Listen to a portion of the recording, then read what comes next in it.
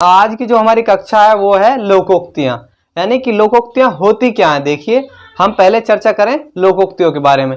तो ये लोकोक्ति है क्या, देखिए अर्थ को पूर्णतया, यानी जो किसी शब्द का जो अर्थ है उसको पूर्णतया यानी पूरी तरीके से स्पष्ट करने वाला, यानी स्पष्ट करने वाला स्वतंत्र वाक्य, जो स्वतंत्र वाक्य अपने आप में स्वतंत्र हो, वाक्य लोकोक्ति कहलाता है। क्या कहलाता है?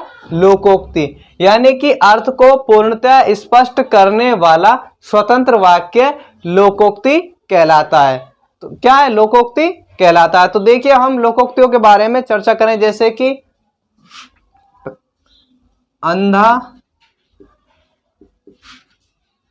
अंधा लकड़ी, यानी कि अंधा लकड़ी एक बार ही खोता है।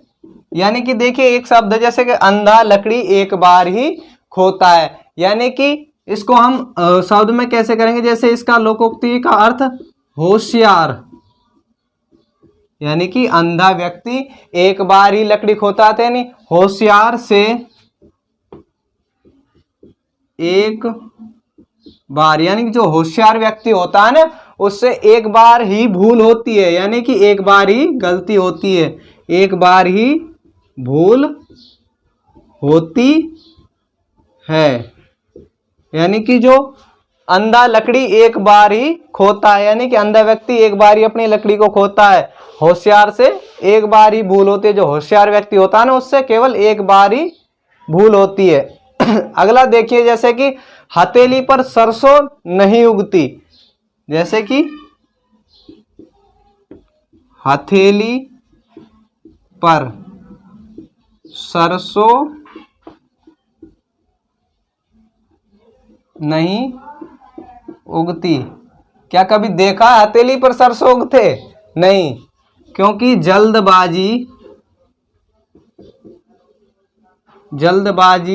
में, यानी कि जल्दबाजी में कोई कार्य नहीं होता, जल्दबाजी में कोई कार्य नहीं होता। भाई देखिए जल्दबाजी में तो कोई भी काम नहीं होता, तसल्ली से ही होता। कोई भी हम काम करें ना तो उसे तसल्ली से ही करें। जैसे कि अब एक अनार 100 बीमार, ये काफी बार सुना होगा, एक अनार 100 बीमार। तो जैसे कि वस्तु एक, यानी कोई वस्तु तो एक है और उसके चाहने वाले अनेक, उसके चाहने वाले अनेक, यानी कि एक अनार 100 बीमार का क्या होगा? वस्तु एक और चाहने वाले अनेक। लाल गूदड़ी में नहीं छुपता, यानी कि अगला शब्द लें हम, जैसे कि लाल गूदड़ी में नहीं छिपता, यानी कि लाल गूदड़ी में नहीं छिपता। इसका अर्थ है ये कर सकते हैं जैसे कि अवगुण कभी छिपाए नहीं जाते, यानी कि या अवगुण या उत्तम गुण। देखिए या तो बुरे गुण या उत्तम गुण, यानी कि किसी के अंदर अच्छे गुण है ना, उत्तम गुण कभी छिपाए नहीं जाते, कभी छिपाए नहीं जाते या नहीं छिपते। यानी कि जो उत्तम गुण है ना वो कभी नहीं छिपते, या कभी नहीं, उत्तम गुण कभी छिपते नहीं हैं या छिपाए जाते।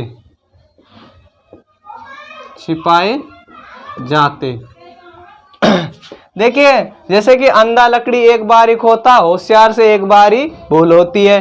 हथेली पर सरसों नहीं उगती, जल्दबाजी में कोई भी काम नहीं होता, तसल्ली से ही काम होता, कोई भी काम करें। एक अनार 100 बीमार, यानी कि वस्तु तो एक है, उसके चाहने वाले अनेक, यानी एक से अधिक व्यक्ति।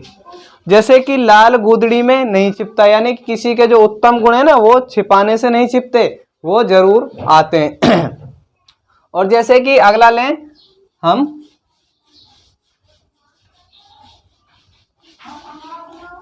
अगला हम लेते हैं जैसे कि राम नाम जपना और पराया माल अपना। हमने सुना भी होगा जैसे कि राम नाम जपना पराया माल अपना, यानी मक्कारी करना, यानी कि मुंह से तो कहें राम नाम जपते रहते हैं और ये सोचते हैं कि दूसरे का माल भी मेरे ही घर आ जाए भाई। ऐसा है कि वैसे मक्कार बन के रहता है कि भाई मन में भाई हाँ भाई राम राम रट रहा है भाई, बहुत अच्छी बात है, और वैसे दूसरे का अवगुण होने की सोच रहा है। और देखिए जैसे कि एक लेते हैं हम अगला, सोने में पीली और मोतियों में धौली। सोने में पीली और मोतियों में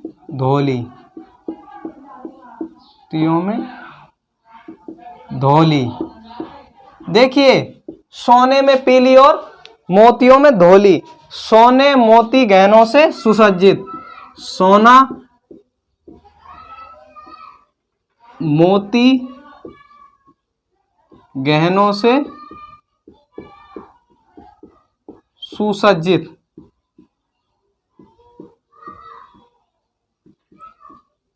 यानी कि जो सोना और मोती के जो गहने हैं ना उनसे सुसज्जित, यानी कि अच्छी तरीके से सजी हुई सुसज्जित स्त्री, यानी लदी हुई स्त्री। गहनों से सुसज्जित या लदी हुई स्त्री, लदी हुई स्त्री, यानी किसी स्त्री को सोने का जेवर और मोतियों की माला पहना दी जाए तो उसे कहते हैं कि सोने में पीली और मोतियों में धौली, यानी सोने में पीली हुई पड़ी है और मोतियों में धौली चमक रही है। एक शब्द लें जैसे कि मुंह में राम और बगल में छुरी। मुंह में राम और बगल में छुरी, यानी कि मुंह में राम और बगल में छुरी। वो कपटी आदमी होता है, कैसा होता है? छली कपटी आदमी, छली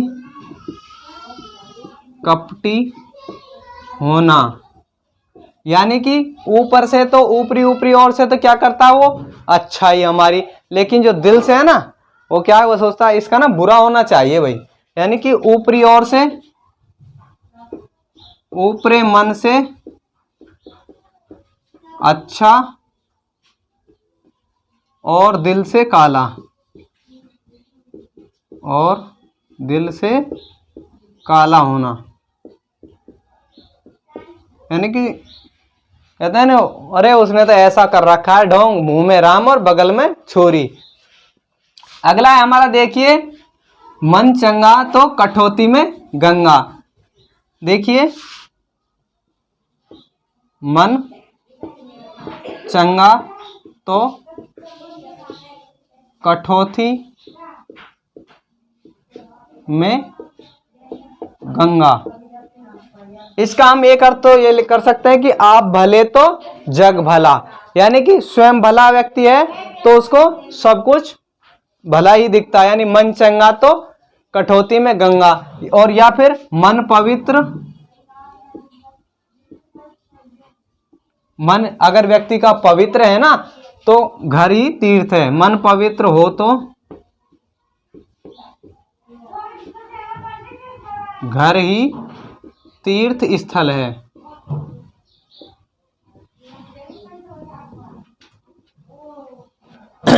देखिए मन चंगा तो कठौती में गंगा, यानी मन अगर शुद्ध है तो क्या है कि घर ही उसका तीर्थ स्थल है, दूध का दूध और पानी का पानी। अगला लेंगे हम,